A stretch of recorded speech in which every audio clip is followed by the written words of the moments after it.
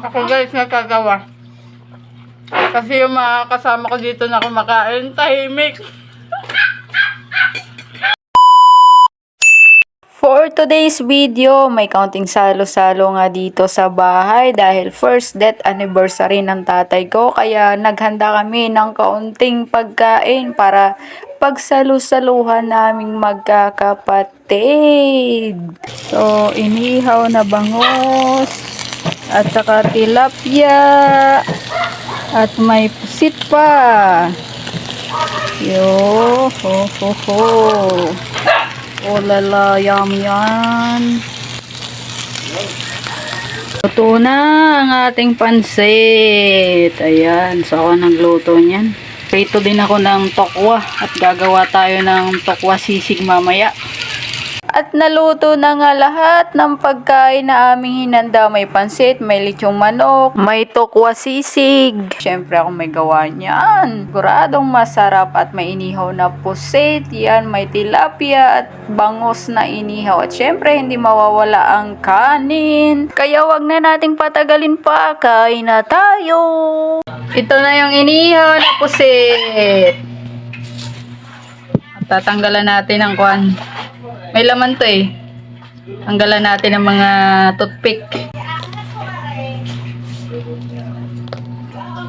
Yan o. Ulo. Taman yan no. Yun. Gatin natin dito.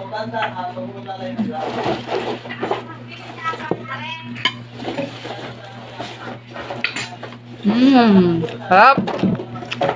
Tapos ito, bangos at saka tilapia inihaw. O, tikman muna natin yung kuan.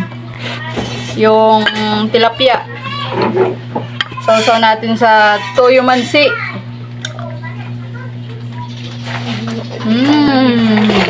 Sarap. Lahat masarap. Ito naman. Bangos. Tumatawa yung tabi ko. Wala ko kulit ka lang. Ito naman ay kuan. Bangos naman inihaw.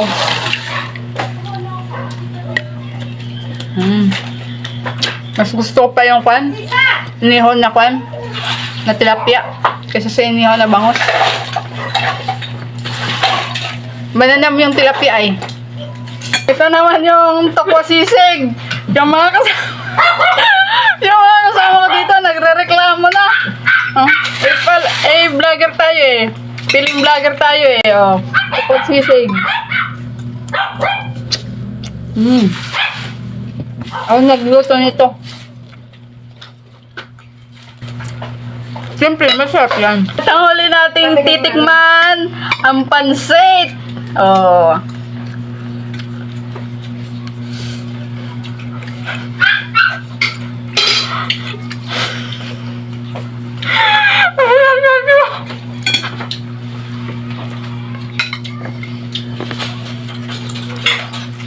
Ako guys, nagkagawa. Kasi yung mga kasama ko dito na kumakain, tahimik. At hindi na nga nakapag-shot puno at puro kain lang tayo dito. Gawa ng magsusundo pa sa airport at dadating ang ate ko. How are you nga? Good. How is Macau? Good. Did you miss your papa na? Yes. Bye bye guys. Thank you for watching.